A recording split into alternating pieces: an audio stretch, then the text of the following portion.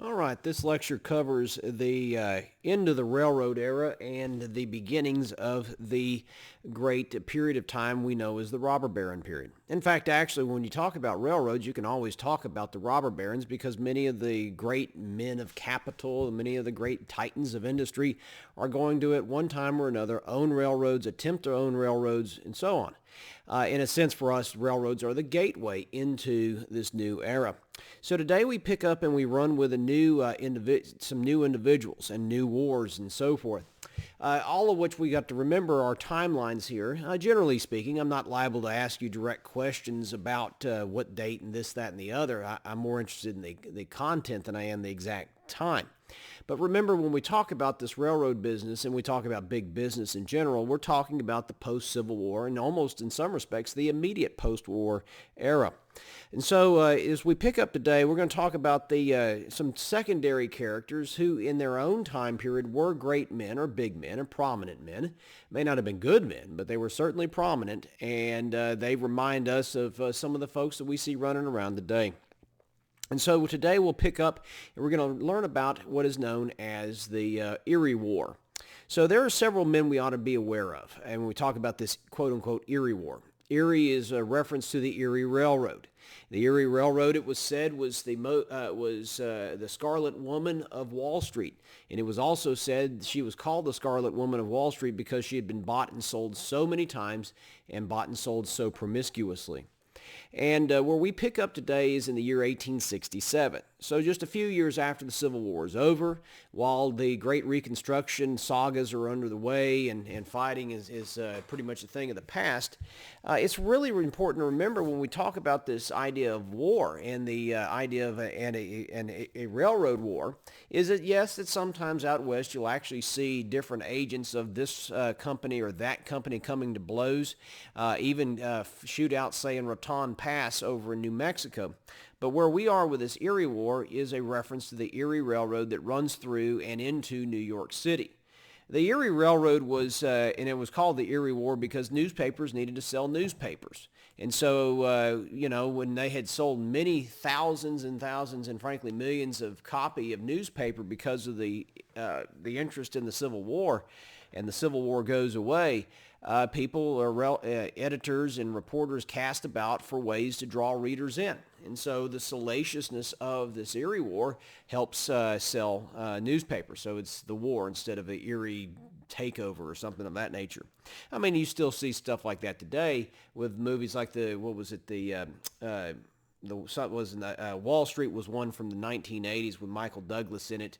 There was another one a few years ago by Leonardo DiCaprio. I didn't see it, so I'm struggling for the name.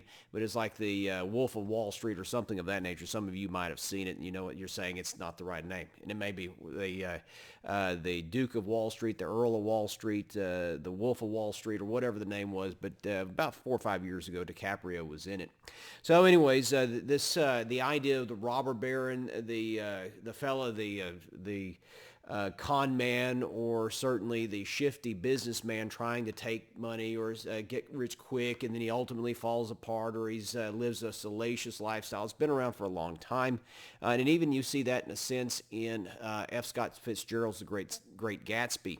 A little bit there, that fast lifestyle, which was always interests people, and it's salacious, and it's makes for good copy, it makes for good movies and books and such.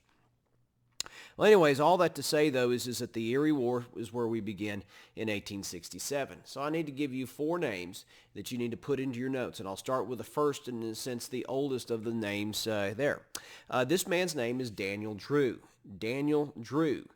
Daniel Drew is the oldest of all 4 of these men that we'll deal with in this Erie War. And Drew, you find him in New York City as early as 1820.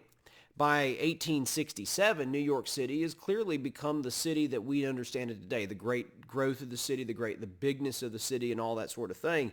But the thing is that in 1820, New York was far closer to colonial New York than it will be to immigrant New York of the late 19th century.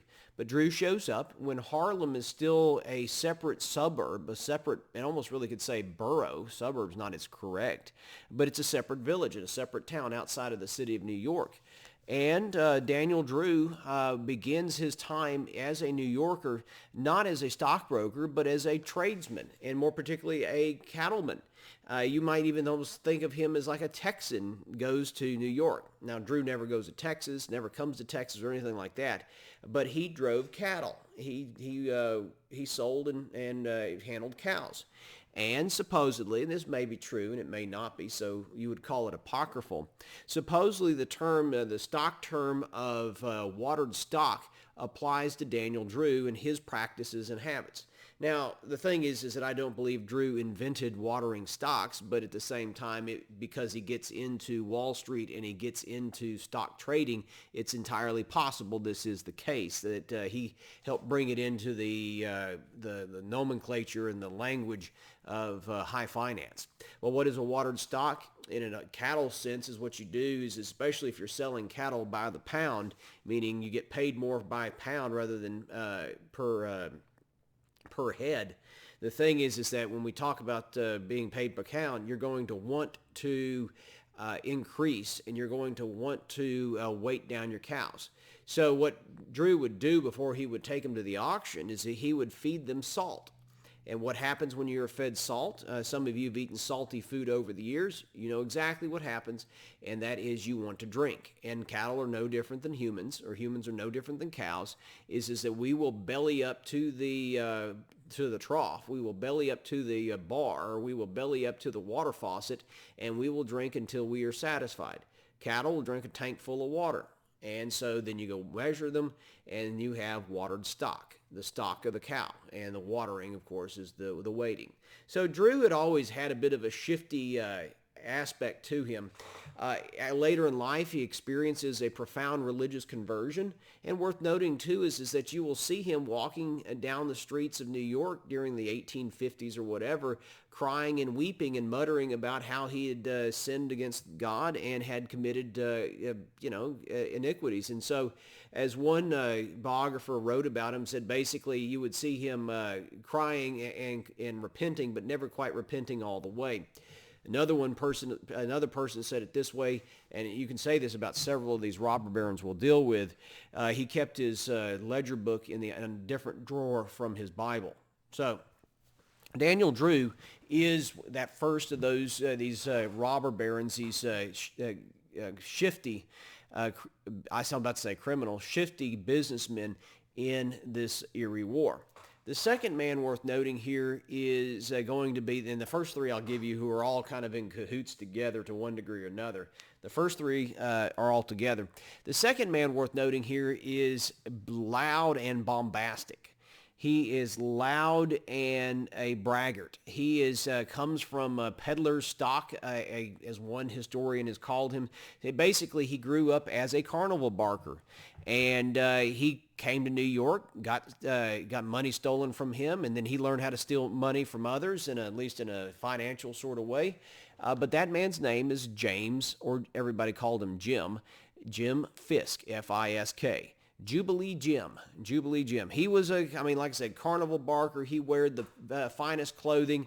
He acted like he had all the money in the world, and he showed it off. And especially in an era when people were more modest than they perhaps are today. It's not always been true. You can look back in history, the idea of modesty ebbs and flows. But in the 1860s, or the 1860s where we are, let's just leave it at that, you're going to have this Victorian mindset of restraint, at least. If you have an affair, you keep it on the down low. You don't talk about it. Jim Fisk was not one of those individuals. If you're coming out of a carnival barker background, selling, amongst other things, patent medicines, it should not surprise you that this man might have a little bit of flamboyancy about him.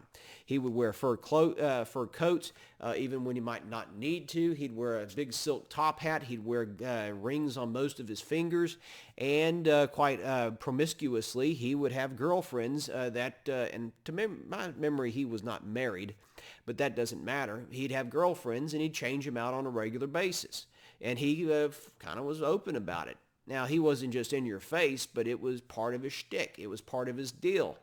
And anyways, as I recall, it will get him killed. He slept with the wrong man's wife. So anyways, all that to say, though, is that when we talk about old Jim Fisk is a prominent man, loud, 6 foot. He's actually about 6'2", 6'3" territory. Just a big, strapping man. He walks into the room, and it's just the power of his voice and the power of the personality, the charisma, the clothing, everything just kind of goes around him. And the thing about Fisk, though, is I never, and I don't claim to be an absolute authority on the life of Jim Fisk, but I do not get the impression that he was a malicious man. Now, you could argue he was malicious by the way he treated those who invested with him, and I would grant you that. But just the idea of Fisk wanting to stick it to somebody and twist the knife in just so he could and to hurt people, I've not gotten that feeling from Fisk before. So I could be wrong on that, but what I've read of him over the years, he's kind of a jolly giant almost, though with obviously sinister and mischievous at the least intentions. But Fisk is there, and like I said, it's kind of interesting is when you read about him, he had money coming from the carnival barking stage of his life, back before the Civil War, back as he grew up. The thing, though, is that he went to New York to make lots of money, and Daniel Drew stole some of the money from him. However, Jim Fisk did not hold it against him because it was kind of the honor amongst thieves. What do you expect the thief to do? Well, to beat this other guy out of money. So Fisk could be he could get the real rubes and the dupes. He could get them to give him money, but yet he too could be taken advantage of. So Fisk is kind of a compelling character at times for me, looking back historically and saying, well, who today or who in recent history is kind of like Jim Fisk. But anyways, all that to say, and then you have other characters who are out there too in this Erie War that I'm building up for you. So the third of the triumvirate who are going to oppose the fourth man, the third man is a guy named Jay Gould, G-O-U-L-D, Jay Gould. Gould is small.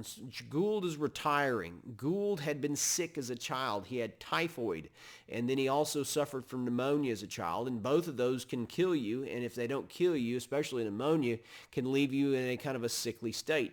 His mother dies when he's a boy. His first stepmother dies shortly after she turns up in his life. His third stepmother's no good, and Jay Gould's father's an alcoholic who beat his son.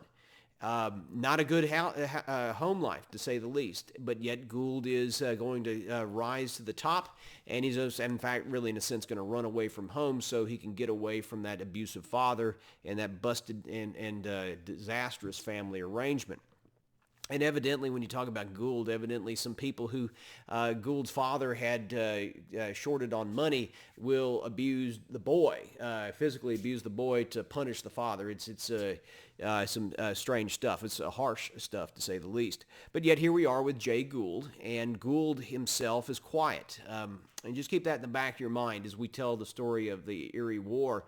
You'll find Gould just kind of working in the scenes. And the expression I've used over the years in the classroom is he is the man in the gray flannel suit. That's an old expression, at least a 50, 75-year-old expression of just the common businessman going through the motions of life. He just kind of the man without a face, but he's got the gray flannel suit on. And he's just he looks like it. He's an everyman, though Gould is of a sharp wit and intellect, and he is going to do his best to steal a whole lot of money, and at times he does. He succeeds in what he steals. And he steals from people who are supposed to be helping him, like Jim Fisk. So anyways, or at least he cuts Fisk out, say it like that. So anyways, Fisk is in. Gould is in. Gould is, like I said, he'll be married, have some kids, all that sort of stuff. And then the fourth man here is the namesake of Vanderbilt University, and that is Cornelius Vanderbilt, Commodore Vanderbilt. So if you, A&M played, at the time of this recording is the year 2020, and Vanderbilt played A&M to open this shortened SEC season in football because of the COVID. Vanderbilt played A&M to a draw, basically. The A&M beat Vanderbilt, but not by much. And so Vanderbilt, as you know, or some of you know, is the Commodores. Vanderbilt University in Nashville, Tennessee, was endowed by Cornelius Vanderbilt. You'll see that, as I'll say, I have said before, and I'm saying again, you'll see a lot of prominent businessmen in the late 19th century endow universities on a regular basis.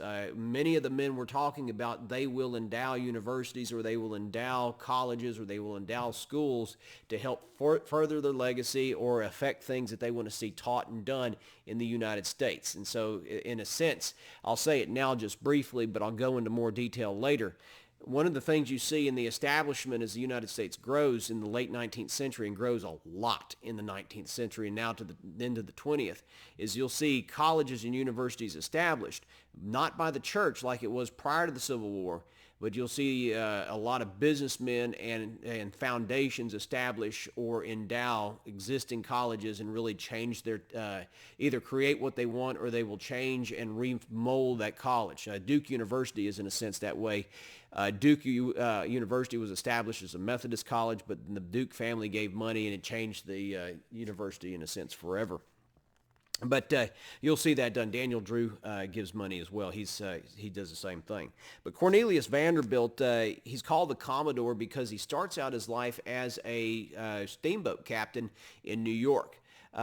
Gibbons versus Ogden, the very famous interstate commerce clause court case that the Marshall Court settles in about 1820.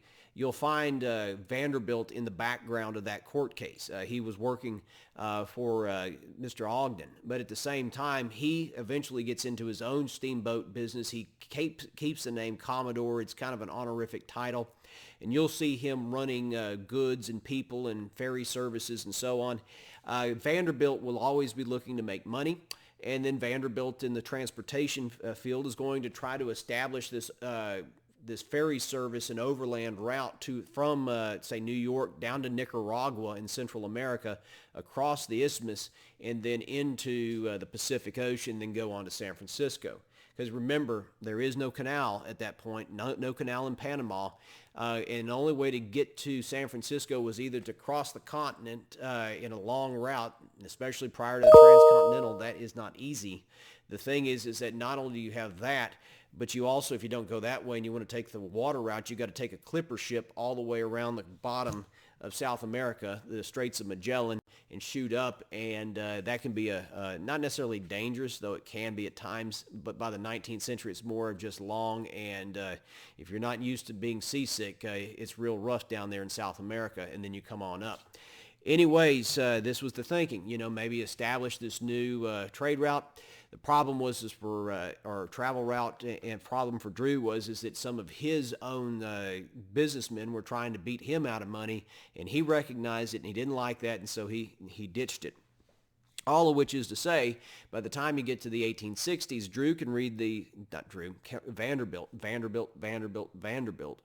Vanderbilt can read the writing on the wall about steamboats in many respects, and he gets to the idea and he comes to the conclusion that Cornelius Vanderbilt does, that if you want to make money, it's in the railroads. So where do you make money in the railroads? The answer is you're going to make it in railroads that say exist, or you're going to get them built.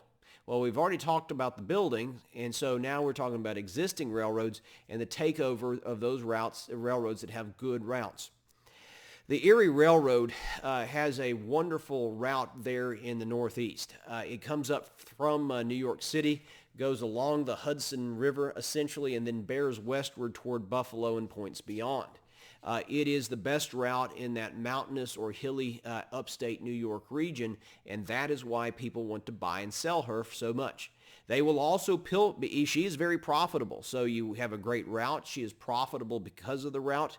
And so you will see owners of the Erie Railroad from the 19th into the 20th century, deep into the 20th century, basically pilfer that railroad and make it their own personal piggy bank, to the point where it doesn't turn a profit despite its profitability, or pay a dividend, said better, does not pay a dividend for its investors for the better part of 80 years. Anyways, but in 1867, Cornelius Vanderbilt sets his sights on that Erie Railroad, and he wants to buy it. Well, the owners of that railroad at that point in time are J. Gould and Jim Fisk, and Daniel Drew's kind of flitting back and forth, mostly on the side of Fisk and Gould, but at times you find him getting caught short, and it's some high-stakes stuff, and then Drew will bow out. But the thing to remember is, and the reason we bring all this up is I want you to understand is it's just like today, and maybe not as tawdry as today, but the thing is that certainly you have like today this nexus of relationships between judges and sheriffs and legislators and congressmen and senators and so on. They all know these big barons because these big barons or their businesses will give money hand over fist to politicians, or rather politicians will politicians will receive money from the barons. And politicians even back then, even though the government's much, much smaller, there was these happy days for, say, a state assemblyman in New York when the assembly was expected to or was requested to give special preferential treatment to one man or another. And so bribes will be had. I mean, sometimes it's just literally wads of cash flying through the proverbial transom. So transom money is I've sometimes referred to it, and that's actually out of Louisiana. But you'll see bags of cash, wads of cash. Some of you are familiar with a guy named Boss Tweed. So anyways, Boss Tweed would be an example of corrupt local New York politics. New York politics have been corrupt for a million years, seemingly, like Chicago and other cities as well. Kansas City is another one. But in this Erie War, you will see corruption, you'll see shenanigans, and all those sorts of things. The thing is that when we talk about the corruption of and the fight over this railroad is it's all in the public newspapers in 1867. Everybody's going to get a good chance to read and to look behind and see what happens, who's on top first, who's next now. Daniel Drew, Jay Gould, and Jim Fisk are going to have certain New Jersey sheriffs and judges in their hip pocket that they've bribed. And also in New York City, you will see judges and cops and law enforcement officials who will be on Vanderbilt's side. You will see attempts to have one or the other arrested. And when it's all said and done, you're going to see every time that Cornelius Vanderbilt thinks he has gotten closer and closer to owning the Erie Railroad, Vanderbilt wakes up every morning finding out there's more stock out there to be bought. Literally, there is a printing press belching out thousands and thousands of shares of the Erie Railroad every night, and every morning it's on the street, literally Wall Street at this case. It's on the street, and Vanderbilt believes he's buying it up, and he's buying up all the stock of this old railroad.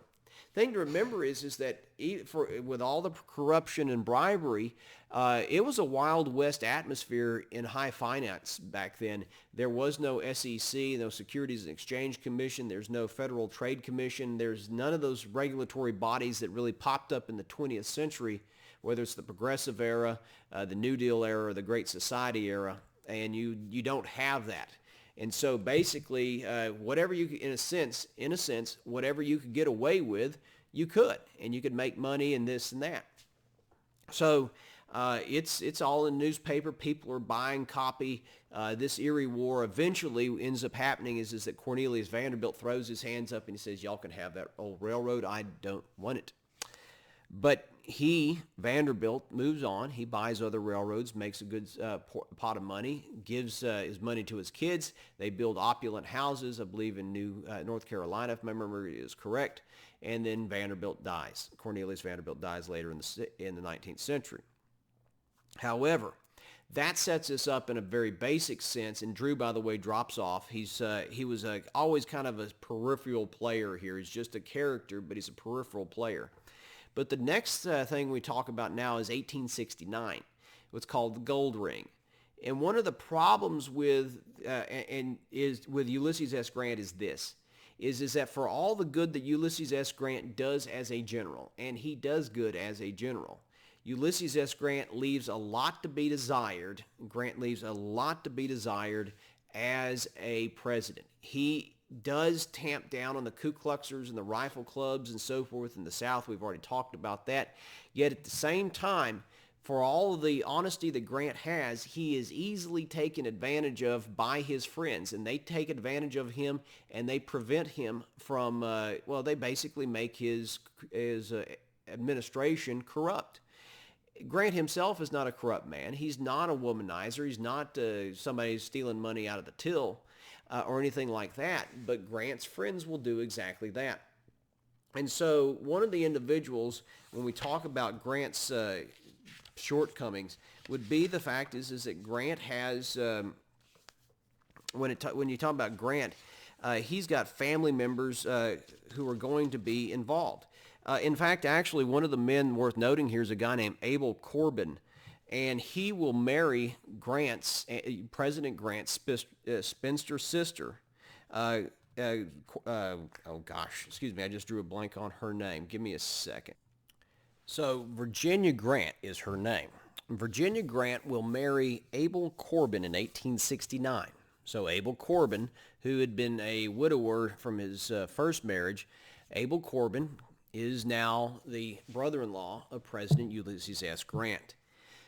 Jay Gould, who, along with Jim Fisk, and it was really more Gould than Fisk, owns the Erie Railroad. And so when we talk about this gold ring, which ends up bringing up the issue of Black Friday, the thing is that the gold ring was designed to corner the gold market. And the reason that Gould and Fisk would want the gold market to go up is because it would help the wheat farmers of the United States who, by the way, were sending bushels and bushels and bushels of wheat along the rails of the Erie Railroad. So what was good for American wheat farmers in the form of higher and higher gold prices was also good for the Erie Railroad.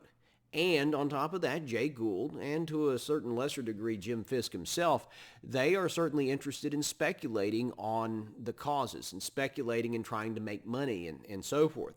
Well, anyways, all of which is to say is that this is a perfect storm in a very unregulated environment, a Wild West environment, so that if anybody could try to corner the market in gold, they certainly could give it a shot and give it a run. And Jay Gould and Jim Fisk nearly do so by the time you get to September of 1869. So I guess you could say this, you're 2 years down the road from the Erie War. Now here we are with the gold ring of 1869.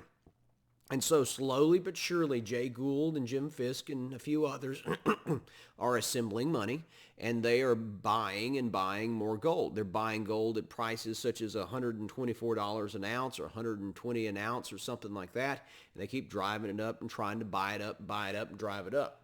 The thing, though, in the whole scandal here, and this is why this involves the Grant administration, is that one of the things you're going to see happen is that the U.S. government in this time period, and it's even true to this day, in some regards, is that the U.S. government is the holder of the largest reserve of gold in the country. And so it behooves the U.S. government in normal times to allow for fluctuation in the gold market, yet at the same time you don't want the gold cost to go so high it becomes prohibitive to run the government and to stabilize the currency. On the other hand, you don't want it to go so low that it threatens the stability of the country and the economy particularly. So you try to keep it within a range. It's like having a governor on a motor. You don't want it to, jump wildly if you know anything about mechanics. Well, anyways, when we talk about this, the U.S. government and its gold reserve, if the U.S. Treasury decides to get involved in the gold market in any substantial way to drive down prices or to build up prices, they can. It's the biggest gorilla in the room. It's the elephant in the room. What will happen with the U.S. government? Will President Grant stay out? Will President Grant and the Treasury Department stay out? And it was Abel Corbin's job, basically, to try to convince, and Jay Gould will have an interview with President Grant as well, try to convince Grant. They're not going to bribe him. They're not going to try to put money under the table for Grant. Grant's not that sort of man. But the thing is that if you can just convince the president to stay the hand of the Treasury Secretary and stay the Treasury Department and keep them out of the gold market any more than they already are, you can bid up the price of gold. And if you're buying, the open secret of the stock market has always been buy low and sell high, you can always start to sell when things get really high.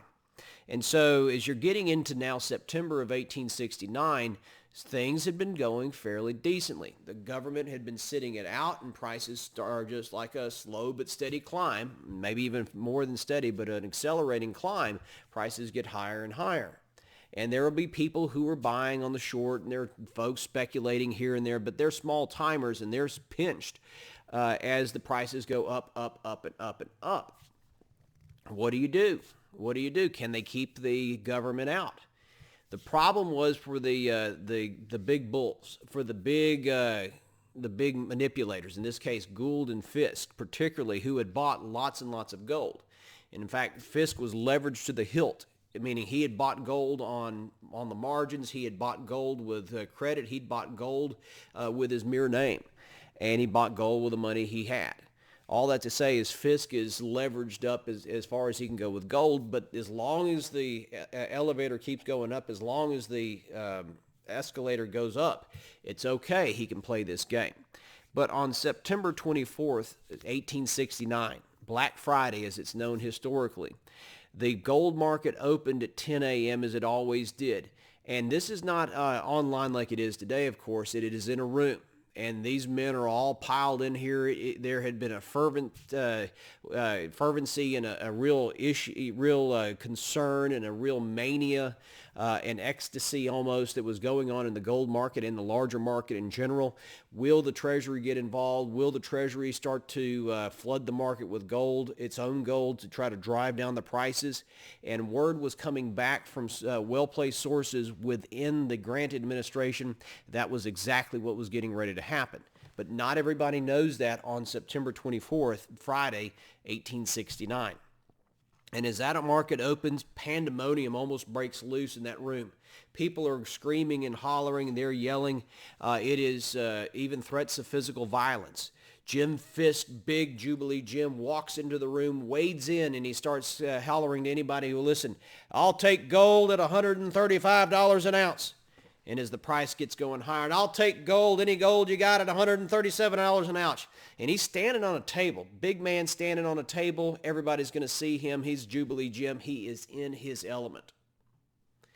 Yet in that same room, sitting quietly as it were, kind of doing a little bit of this and that, who hadn't said much of anything that whole day, but as others have said, he never said much anyhow, so that wasn't unusual. If Jim Fisk was quiet, you knew something was up. If Jay Gould was talkative, you knew something was up. But Gould, he was a cool hand Luke. He was a easy customer, and he's sitting there just kind of doing this and just kind of winking and nodding. To borrow a phrase from an old Louisiana governor, don't say what you can whisper, don't whisper what you can wink, don't wink what you can nod, and then don't do that if you can avoid it. Well, he's got to do a little bit, but not much. He had his folks in the room, and he'd actually started the day before. He had started selling his gold that he'd bought at lower prices, and he was making millions of dollars. And he starts selling and selling the gold, and every time he kind of did that, it went sell, sell, sell, sell, sell. Because Gould had inside information. He was an insider trader.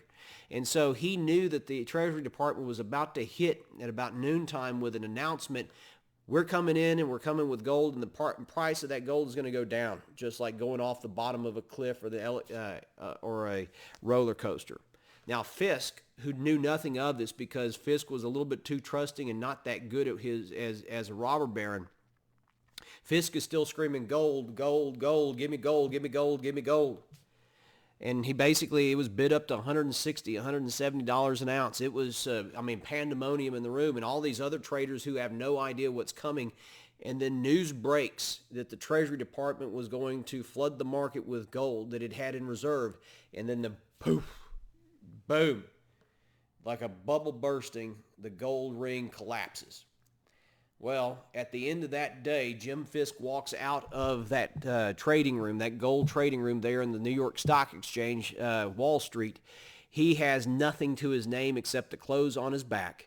Yet he, Jim Fisk, never took it personally, and it was part of the job. And basically, as he said later on, you just drug your own corpse out of there and you moved on with life. As it works out, Jay Gould will quietly in a very, I guess you could say, humanitarian sort of way, or at least honor amongst thieves sort of thing, I guess, is that Gould is going to help Fisk out and slip him a good amount of money to help resurrect him. And as I said, Fisk later on meets his end rather in a well, a salacious sort of way. But for that sort of guy, you don't expect a quiet end, frankly. Jay Gould made millions and millions of dollars, and it was a complete scandal. How close the corruption had gotten into the heart of the White House, gotten into the Treasury Department, people bribing left and right, and it just scandalized and was investigated thoroughly. But as far as much hand-wringing as it was done over it, there wasn't a whole lot of reaction in the sense of formal legislation to fix it. But it was part and parcel of what's known as this robber baron era. And this robber baron era with Gould and Fisk and Drew and others, you will see these spectacular events taking place. Fights over territory, fights over property, fights over corporations, fights in the streets sometimes, literally, and bribery and corruption in the Congress and legislatures and elsewhere. Those who needed to be those who needed to be captured, or rather bribed, would be done so. So anyways, that gets us through the secondary figures, if you like, and sets us up for the bigger boys. These next individuals we'll talk about today, or I'll lecture on today, are the big fish, the big cats in this carnival of money. The first of these individuals, let's go ahead and start with the oil man, and that man's name is John D. Rockefeller, John David Rockefeller. John D. Rockefeller was born in 1839, and he dies in 1937. He's an old man. Looks like a weathered, at the end of his life, he looks like a weathered pitching mitt, or a catcher's mitt, I guess you could say. Anyways, all that to say is that John D. Rockefeller is probably, maybe with the exception of J.P. Morgan, probably the most vilified of all these robber barons out there, and at times I think that would be fair. At times I don't think it's fair. The thing, though, is that with J.P. Morgan, old Morgan, is that he starts out and he gets into business at an early age, starts acting in business at a very early age. He's about 20 when he gets into various and sundry things. But really, when we talk about Morgan, it's going to be, it's going to be talking about Rockefeller, it's going to be the issue of oil. Now, we think of oil in the sense perhaps you immediately think of the oil derrick standing up and proud and pumping out oil out of the ground like you see at Spindletop historically or something like that. And of course, Standard Oil, which is Rockefeller's company, will eventually be in the production end. However, the oil that we're talking about here is really more on the refining side, especially in the early days of Standard Oil Company. The thing is that Standard Oil is, or at least Rockefeller, is the beneficiary of an important discovery in Titusville, Pennsylvania in 1859. Now, most of you watching this video probably, and I don't mean this to be snarky, but most of you who are watching this don't know how to change your own oil in your car. Again, I'm not trying to be snarky. It's a lot easier for me to go to a convenience Quickie Lube or someplace like that and have them change my oil as well. But I have done it over the years, and I've got an interest in mechanics and stuff, amongst other things. And one of the things you do find is there are different oil brands, synthetic such as Royal Purple or Amsoil or something like that. But some of the older brands, at least for our purposes, they're not bad. They're just old standard brands of oil, traditional, regular, not synthetic, but just traditional motor oil would be like a Quaker State or a Pennzoil. Those two come to mind very easily. And if you think about Quaker State or Pennzoil, you shouldn't be surprised that they have some sort of connection, even if it's really watered down and distant at this point, to Pennsylvania.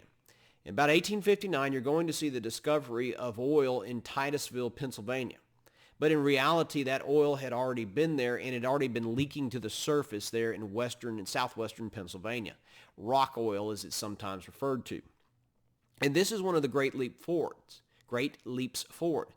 I've spoken about this already in the sense of what type of great leaps forward that we've had in the history and what's getting ready to happen and how it's unfolding. This would be prior to that 1890 that I said to you, but still it really develops just in a few years before that 1890. You would see the usage of this rock oil that just transforms life. And as Henry Adams himself said, he said the boy born in 1854 stood closer to the year 1 than 1900. And that was true because of what's about to happen. Well, anyways, prior to the development and the discovery of rock oil, as they would have called it, what type of oil was there? You could get some oil. You could press it out of some coal. You could get a real crude, and that's a little bit of a play on words by me. But you get some real crude oil that way through pressed rock or pressed coal. But it was a very dirty oil, and it was a very dirty burning oil. In addition to that, you can get a highly refined oil from whale oil. But of course, whale are finite creatures, and that will essentially ruin or at least decimate the whale population in the oceans. So whale oil is only so beneficial, though it's very, very refined and very good. So anyways, obviously think of the book Moby Dick. That would be one of the supposed to be the great book in American literature history. All that to say, though, is that prior to stuff coming out of the ground like you see in East Texas or West Texas or Pennsylvania where we are right now, oil was of limited scope. And so you only can do so much. You can't do too much with light. You can't easily generate electricity. I'm thinking into the future, of course, from 1860 or 70 territory, but you can only do so much. The lamps that you burned back then were rock oil lamps, to be more specific. Once you get kerosene lamps, then you start to change. Even if you're not having electricity like I've got above me, and you're not having major developers and major producers of electricity until the 20th century, you got to start somewhere as far as the burning of fuels or the creation or the widespread usage of fuels that can turn the electric generators and so on. But with refined oil, refined rock oil, like you get out of Titusville, that becomes, amongst other things, kerosene. You probably ought to write that down. Kerosene is far more common in the 19th and early 20th century than gasoline is. But once you start refining kerosene in mass quantities, you can start burning lamps longer and cheaper and, frankly, cleaner. I don't mean that they put off nothing, but compared to the old coal oil lamps, this was a revelation. I mean, it's not just this black billowing cloud that's coming up. This is a much cleaner burning lamp. So anyways, all that to say, though, is that Titusville and the discovery of oil there is extraordinarily important. By the way, this is worth mentioning just to get it out of the way, is that early on, you'll see the development of the Titusville oil field and then another one at Lima, Ohio. All that's in the same general vicinity. And at first, say by 1880, there was a general consensus, maybe 1870 even, that there was a finite supply of oil in the world and it was only going to last for 20 years or so, and that the world would be, or at least the United States would be out of oil by 1900. By the way, whenever you hear people say that, you have to be very careful. And this is where learning history and knowing a little history will help you. Because even all my life, and I'm 43 at the time of this recording, I have been told we're about to run out of oil, we're about to hit peak oil, and that really hasn't happened. Every time you think that's going to happen, something, whether it's fracking technology or discovery of a new oil field or whatever, steps in and says that sunset or that peak oil business is off in the distance by generations now.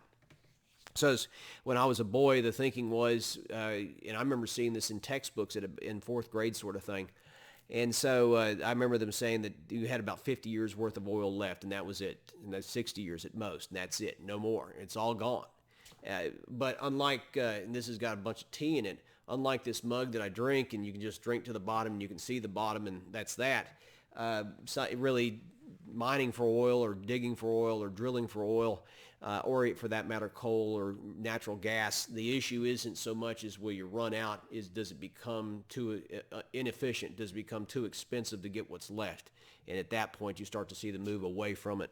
You can argue about the wisdom of renewables and nuclear power, which is really out there as well. But all that to say, though, is that here's my point. We ain't running out of oil, even though we've been supposedly running out of oil since the beginning.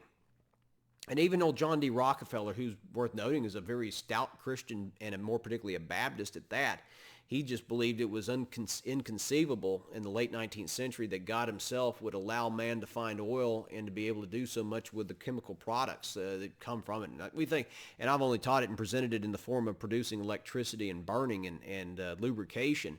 But just think about it, if you can look in the background behind me, how much of the stuff that you see behind me, or this chair I'm sitting in, which is an old office chair, how many of these products in this office that I've got here in the Barndo bunker, how much of that is made up of some form of synthetics in the form of either plastics or refining products and so on?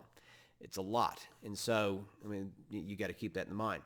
So anyway, Rockefeller just thought it was absolutely unbelievable that God himself would allow man to find it and then just take it away from him. So that's there. And Rockefeller was probably right, at least in the sense that there's going to be more. So anyways, back to Rockefeller. He does not come from a sterling background. In fact, when you talk about Rockefeller, John D. Rockefeller's background is about as checkered as that of Jim Fisk, who I started out with. Now, Jim Fisk comes from a carnival barker background, and Fisk himself grew up as a carnival barker. Now, John D. Rockefeller grew up in a household that had a father who was a patent medicine salesman. And if you know anything about patent medicine salesmen, they're snake oil salesmen anyways. And basically, they promise you cures for this and cures for that. It just no cost, easy cost, no problems or anything like that.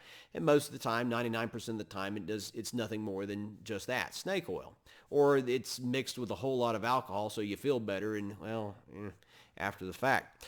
So anyways, all which is to say is that William Rockefeller, John D. Rockefeller's father, is not just any sort of con man. He's not any sort of patent medicine salesman. He's a full-fledged confidence man, a con man.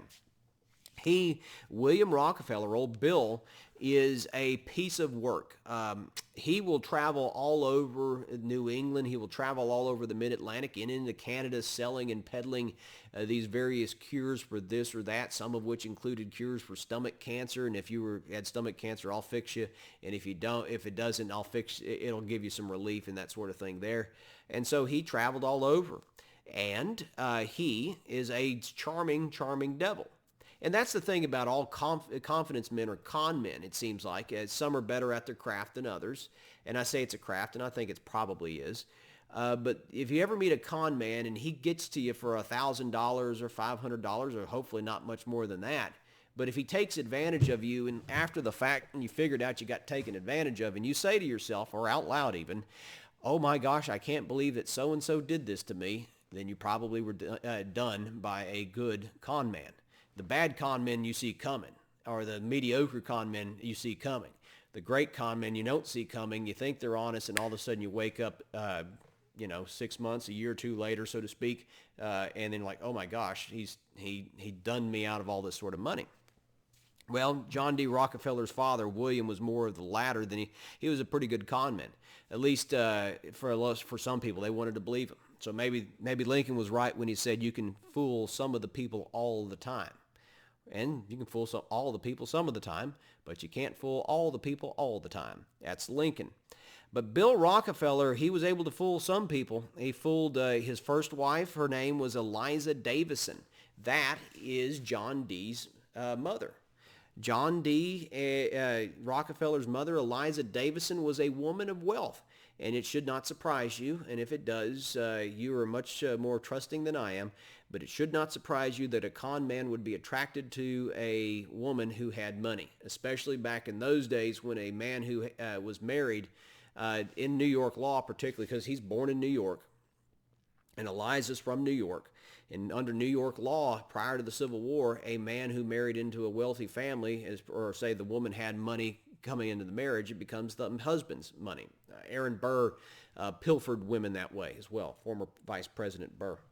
Anyway, so Eliza Davison is going to be married to Bill Rockefeller. The Davison family wasn't excited about this development. They thought that Bill was a con man and just a shady character, which of course he was. And on top of that, the problem with Bill Rockefeller was that he also had girlfriends. And even while he was courting and engaged to and marrying Eliza, he had a girlfriend on the side, and her name was Nancy Brown. And the more squirrely part of the whole thing, and it's about like a bad soap opera or a juicy soap opera, I suppose, is that after Eliza got married to Bill, Bill said, "Honey, we need a new housekeeper." And that'll give you an idea how wealthy Eliza was. And Eliza said, "Oh dear, sure." Eliza was completely bamboozled by Bill. And so Bill moves into the house, the family home, Nancy Brown.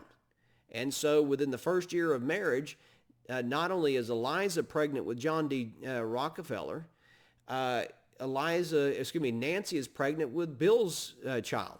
And then the next year occurs, and Eliza's pregnant again, and Nancy's pregnant again. So in 2 years, Bill Rockefeller has 4 children from 2 women under the same roof. One's his mistress, and the other is his wife.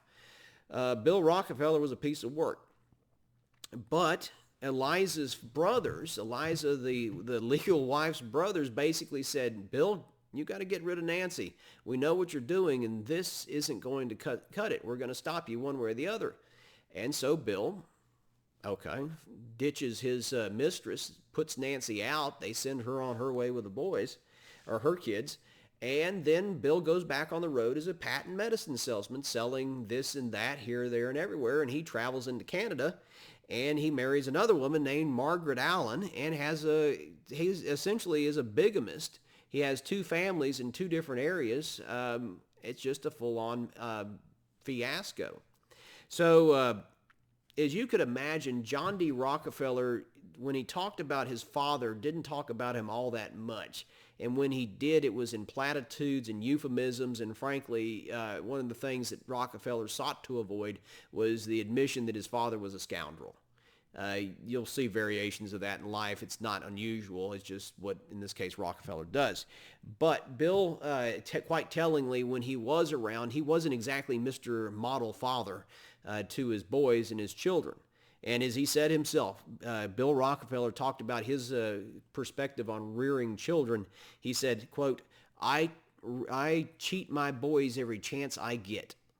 Bill Rockefeller was going to instill into his children the design to be as crooked and as conniving and as cutthroat as he was, and as, in a sense, soulless perhaps, or at least conscienceless as he was. And so, "I cheat my boys every chance I get."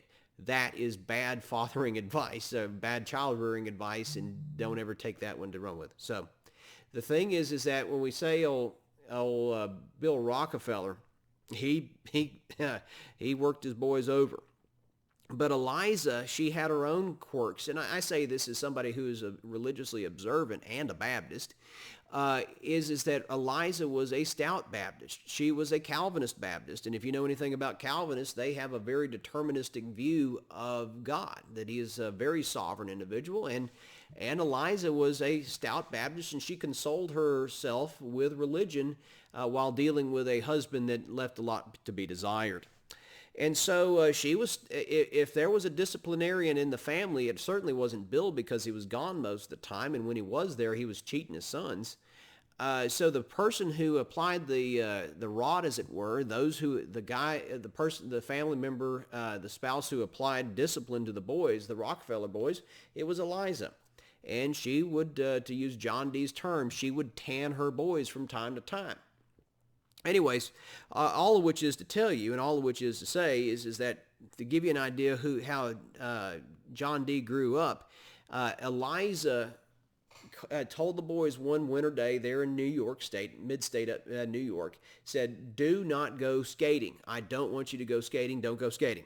And so what do I think the boys were like 10 and 12 or 12 and 13, something like that. Basically, the boys said, uh-huh, Mom, uh-huh. And just like some of you, probably all of you, including myself, when we were kids or teenagers, basically said, uh-huh, uh-huh, and you did what you dang well pleased because, well, you bet it's not going to find out. However, they went skating, and this woman, or rather this girl, she fell into this pond, shallow ice, and guess who saved the girl's life? It was the Rockefeller boys, and the community knew. The little community where they grew up knew it was the Rockefeller boys who saved this little girl and fished her out of the frozen pond. Well, word got back to Mama, got back to Eliza, and she congratulated the boys for doing the right thing and being good Samaritans, and then she promptly thrashed them and gave them a spanking for disobeying her. So it's kind of one of those things. Yeah, I would say, yeah, you might be disappointed that they disobeyed, but at the same time, you might say, well, they were in the right place at the right time. They saved that girl's life, but Eliza didn't see it that way. But John D. Rockefeller is going to be really a kind of a, at times you read him, he's kind of a colorless character. He's not like the flamboyant Fisk or even the compelling Gould in his own way. Rockefeller, only time, it's worth noting, the only time that Rockefeller got excited and, jumped around and danced, and being a good Baptist, of course he didn't dance. I say that tongue in cheek. But the thing is that Rockefeller, they said about him is that he never got excited. He never just let his emotions go until he made money or saved money. That's when he, throw his hat and dance around like a wild man, yeah, that sort of thing. Well, Rockefeller, he's going to make his mark not as a driller of oil. That comes later. He gets into refining. And more particularly, you'll find Rockefeller moving his operations now in 1870 and 71 and 72. You find Rockefeller moving his operations out of New York, and he moves them to Cleveland, Ohio. I think you ought to write that town down. Now, Cleveland, Ohio is a dirty, foul city in times gone by. They've cleaned it up quite a bit since then. But a few weeks ago, or a few days ago, actually, I saw an old picture of Cleveland probably in the 1960s from an aerial view. And what it showed was the Cuyahoga River flowing into Lake Erie, and the Cuyahoga is dirty, and you can see all that sediment, but more especially filth coming off of that old industrial city. Cleveland is an old industrial city. It's an old railroad hub. It's got some refineries there, and it sits on the face of the Erie, the Lake Erie. And the reason being is that it's a good place to be is because, as I just said, it's got railroads, and that's why Rockefeller was wise to build where he did and start where he did. But in the early days of the modern oil industry, as we understand it, just like in the early days of automobiles and other major industries, you're going to have all these different competitors out there building this product and this and that and the other and doing it their way, and some survive and some fail. I mean, think about how many different car makers there were 100 years ago compared to today. And for that matter, just even 30 years ago, how many different, or 20 years ago, how many different computer makers there were compared to today. So you'll always seemingly, as the way the modern economy works and modern capitalism works, you're going to see consolidation for good and for bad. So Rockefeller, starting out when he's in his 30s and early 40s, he's just one of many. But over time, he starts to consolidate. And he himself said, Rockefeller was right, and he said it. He was looking back in life. He's kind of gives a autobiographical tour of life, and he was being mostly honest. But he was honest and right about this. He said everybody was in refining. It wasn't just people who were serious about it. People were doing it on the side as a job. They were doing it in the garages. How to go? The butcher, the baker, the candlestick maker. That's his term. That's Rockefeller's term for all the different types of individuals who are trying to make a go out of refining. And some of them were more successful than others. But Rockefeller was successful. He was efficient. That was the thing. And this is one of the themes you'll hear me hit on with Carnegie in the next lecture. Not so much Morgan, because he was more of a paper man. But what I mean by that is stocks, bonds, and that sort of thing. But when you talk about Rockefeller, is the issue of efficiency. You see that again and again and again. And it was something beyond just want to be efficient and save money, but it was to his moral fiber and character that you needed to be efficient. You needed to be precise and that sort of stuff there. Save and be as thrifty as possible. And it could have good effect and for bad too. With regard to this efficiency push, and especially as the Rockefeller refining company, or later Standard Oil, starts to take off and get bigger and bigger, the thing is that what you'll see is Rockefeller going to these different companies, these different small-time, sometimes mom and pop in the backyard sort of thing, refiners, others a little bit more advanced than that, but not on the same level as Rockefeller was. And he'd go to them, and he would make them, and this is worth remembering too, is that he made them offers. He made them offers to buy them out, to buy out the competition. I know Rockefeller is not a perfect man as far as a businessman is concerned, and some of you just probably spit out your drink thinking like, yeah, that's the understatement of the year sort of thing, bud. But I find him to be more of a mixed character than just a boogeyman. I do. But all that to say, though, is that he goes to these men, these different regional or local refiners, and offers to buy them out. And Rockefeller, especially early on, does not go to them and say, here's cents on the dollar. If you know what's good for you, get out, or these guys are going to break your legs. Rockefeller's practices is that he actually offered at real market value or even a beyond market value to buy out his competitors. And he gave them a choice, which was either one, you can take the cash, or two, you can take stock in Standard Oil Company. And like most of you would have done, and I probably would have too, if a big man comes to me, if Amazon had come to me 20 years ago and said, I'll give you cash or I'll buy you out, I'll give you cash to buy you out, or I'll give you stock in Amazon, I probably would have taken the cash. Hindsight being 2020, if it was Amazon offering stock, or Berkshire Hathaway too, for that matter, or for, say, in the case here with Rockefeller, you take the stock. Those who took the stock, they basically became millionaires in that time period. So a millionaire in 1880 or a millionaire in 1900 is worth, in a sense, a lot more money than he is today, and I assume everybody would like to be a millionaire. So that all to say is that when we talk about Rockefeller consolidating his position, it's not always, it sometimes is, but in this case, it's not the classic, oh my gosh, he has crushed the small businessman. He bought them out. He bought them out just like people do today. However, that to be clear, to balance out the rosy side of Rockefeller to he was a robber baron, and that statement does stick. As Rockefeller's refining capacity goes up, and he gets bigger at it, he's got to transport this refining capacity and this product to farther places. And it stands to reason you're going to need to move your product, whether it's the form of kerosene or something else, you're going to get it out of there. So where do you go with it? And who's going to do it for you? Well, back to where we've been, railroads. And so railroads are going to basically take the product in the form of tank cars and are going to send them hither, yon, and whatever. See, the thing is that when you talk about Ohio, Ohio is largely rural. And I've talked about Cleveland as far as a cesspool because it was at one point, industrially speaking. I mean, shoot, any area that has its river catch on fire because it's so polluted, as the Cuyahoga did in Cleveland years ago, about 40, 50 years ago, maybe 60 now, that should tell you how polluted it was. But the thing is that when we talk about Rockefeller and his designs, he's going to have to use those railroads to get the product out. Eventually, what he does is he starts going to these companies and he says to them, look, I know you're busy really only a month or two out of the year, maybe 3. Rural Ohio, which is most of Ohio, it's a populous state, but rural or small town is going to have a lot of farmers who are going to send a lot of product to market in August, September, October, harvest season. But for the rest of the year, a lot of these rail companies are just, they're begging for business. And Rockefeller says to these different companies, these small regional railroads, says, I can give you all the business you want.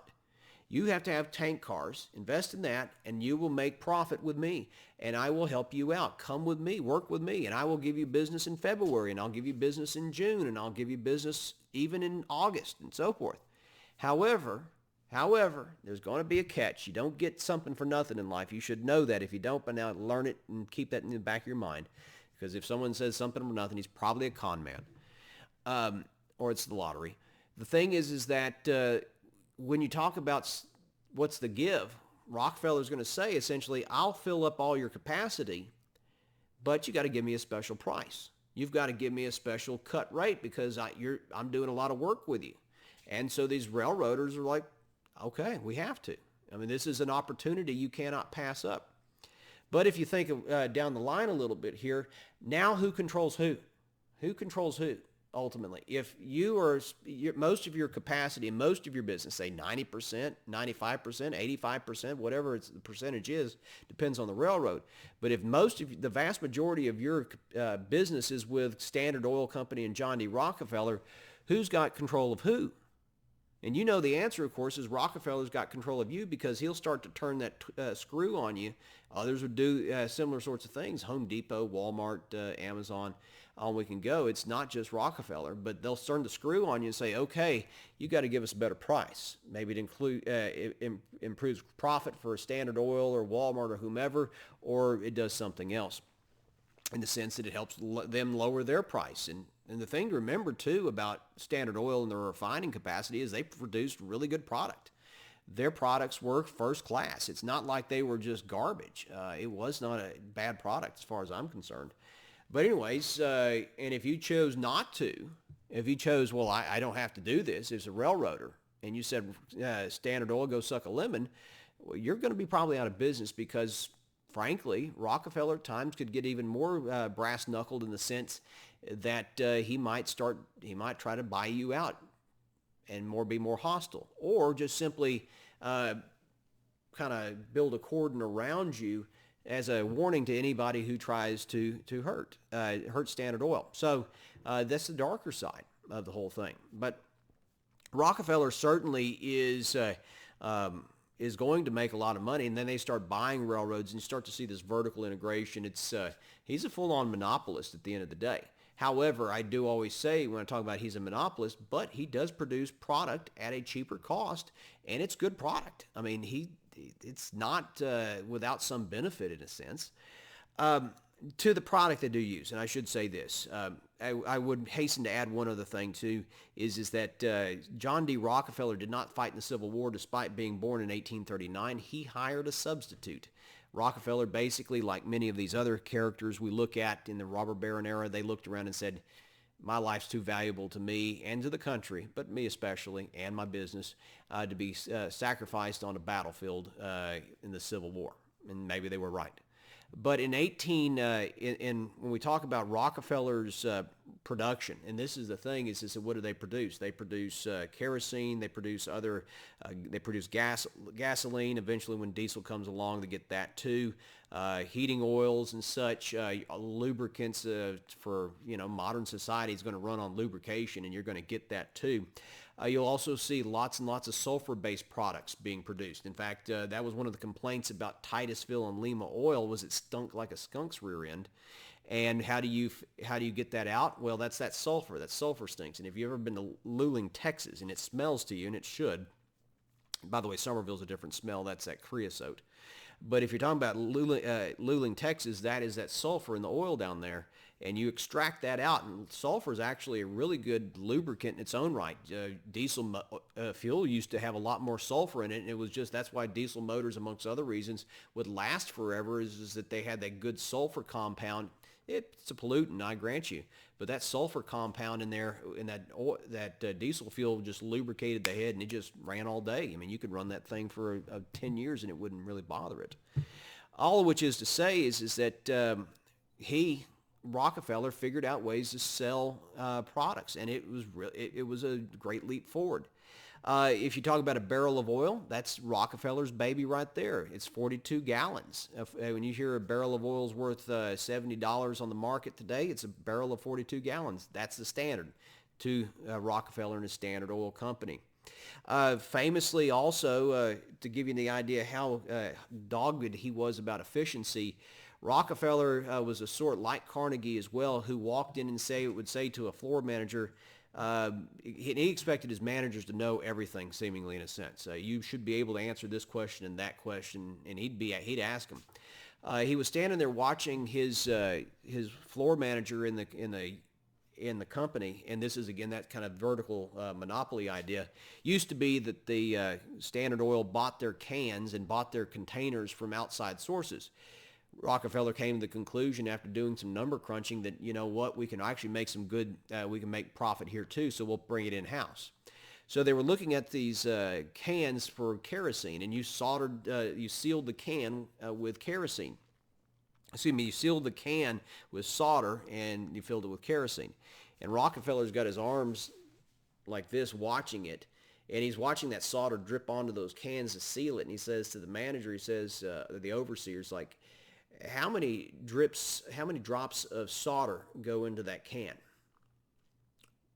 40. Try 38. They did, and guess what? The can leaked. Try 39. Can didn't leak. And that it's seemingly a small thing, but if you mind your P's and Q's, you mind your small things, the cents, as they say, cents can turn into dollars and dollars can turn into a fortune. It was examples like that that really marked out his drive for efficiency. 1 drop of solder doesn't make make a big deal at first, but eventually up it goes. And so you talk about the oil industry coming into its own and coming into vogue. It's there. And you also find Rockefeller endowing universities as well, particularly the University of Chicago. That comes to mind. So anyways, that's a good place to stop. I'm at an hour and 10 minutes anyway, so some of y'all we really need to stop there. We'll pick up in the next lecture with J.P. Morgan and Andrew Carnegie.